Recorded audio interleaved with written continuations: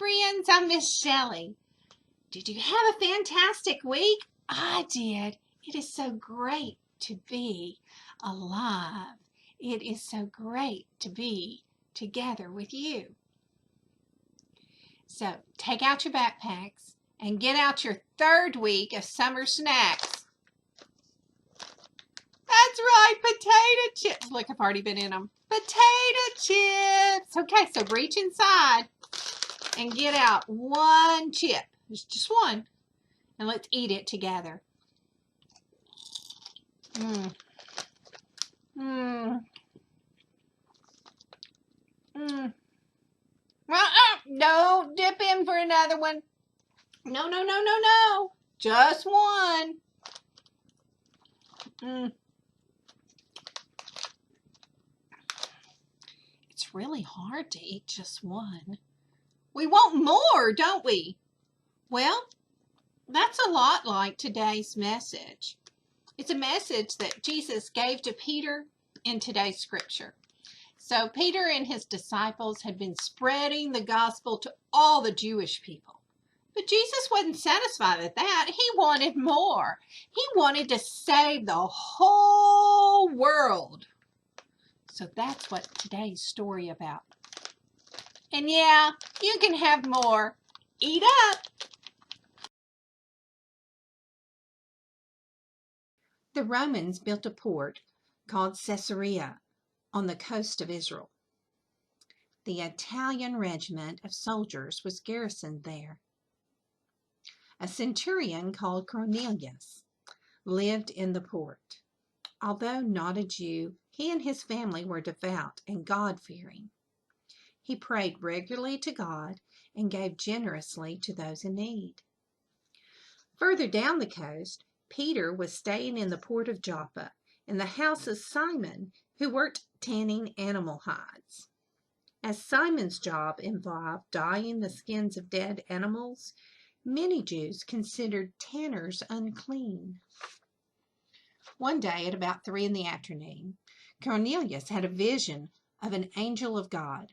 "Cornelius," said the angel. Cornelius, feeling afraid, replied, "What is it, Lord?" "Your prayers and gifts to the poor have been an offering before God. Send men to Joppa to get Peter, who is staying with Simon the tanner, who lives by the sea." Cornelius immediately sent 2 of his servants and a devout soldier, who was one of his attendants, to Joppa. Joppa was about 30 miles down the coast. The messengers stopped to rest overnight and continued their journey the next day. Meanwhile, Peter was resting on the rooftop of Simon's house at noon when he fell into a trance. Peter saw heaven open and a large sheet lowered to the ground by its corners. The sheet was full of animals, reptiles, and birds that the Jews considered unclean and would not eat. A voice commanded him, "Get up, Peter, kill and eat." "Surely not, Lord," Peter replied. I've never eaten anything impure or unclean." The voice spoke to him a second time. "Do not call anything impure that God has made clean." This happened 3 times, and immediately the sheet was taken up back to heaven. While Peter was puzzling out the meaning of this vision, the messengers from Cornelius arrived. The Holy Spirit told Peter to go and meet them. "We have come from Cornelius the centurion, a righteous and God-fearing man who is respected by all the Jewish people. A holy angel told him to ask you to come to his house so that he could hear what you have to say." Peter invited them into the house to stay as guests. The next day, Peter and several Christians from Joppa set off with the messengers to visit Cornelius in Caesarea. Cornelius gathered his relatives and close friends. When Peter arrived, Cornelius knelt down before him, but Peter said, "Stand up, I'm only a man."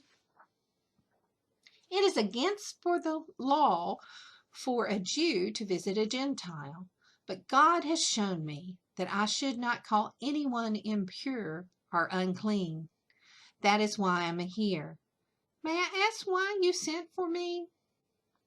Cornelius explained how the angel had spoken to him in a vision and told him to send for Peter. "We have gathered in the presence of God to hear everything the Lord has commanded you to tell us."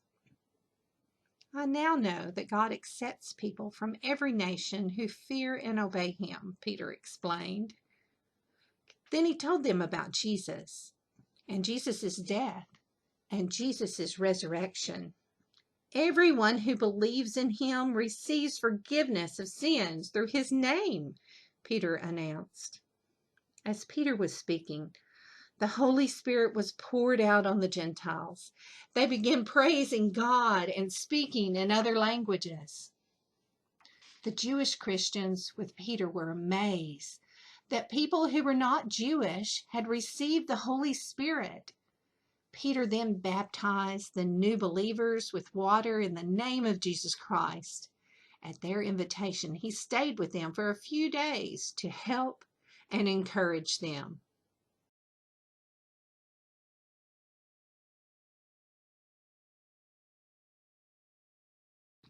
Now, this is a big moment in the story of the New Testament, the true story of the moment when Peter realized that the gospel was not just for the Jews. It was for everyone.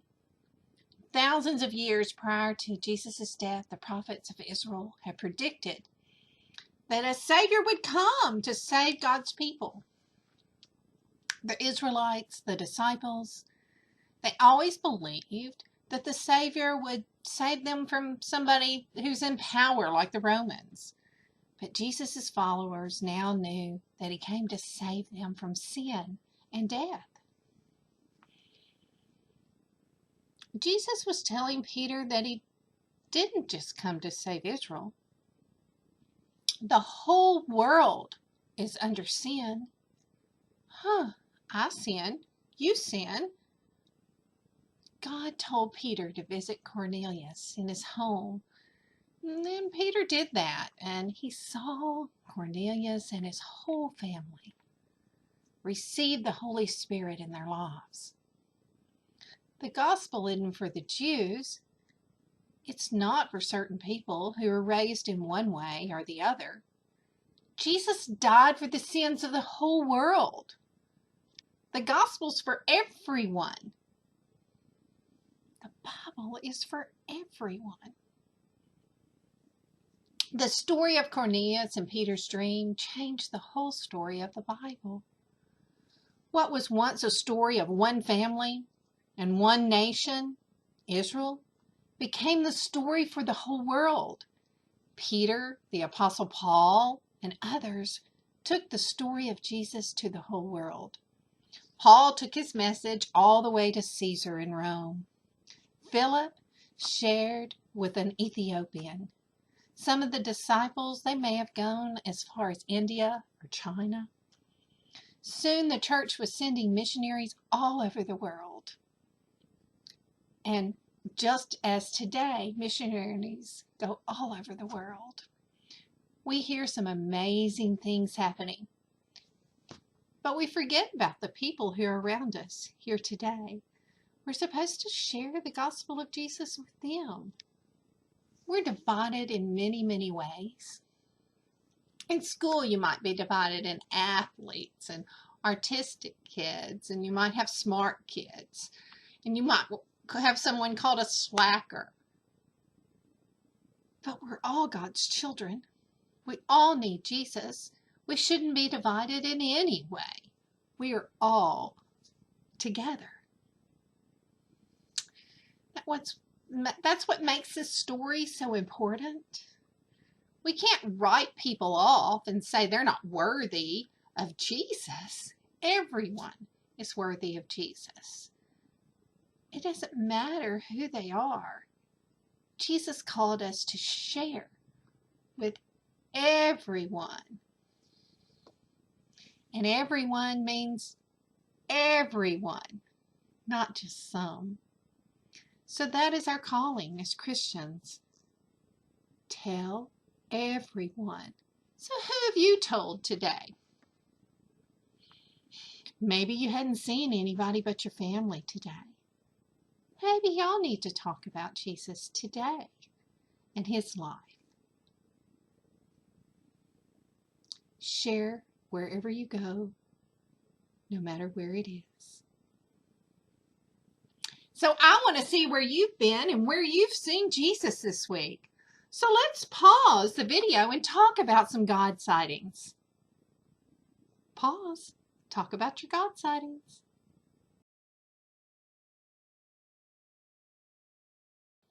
I love hearing about your God sightings. But let's talk about our Bible verse now. Can you read it with me? Taste and see that the Lord is good. Blessed is the one who takes refuge in him. Psalms 34:8. Now, you know what? We've been tasting a lot of things in our summer snacks. But through that, we can see that the Lord is good. Let's read it again. Taste and see that the Lord is good. Blessed is the one who takes refuge in him. Very good. All right. See you next week for Summer Snacks.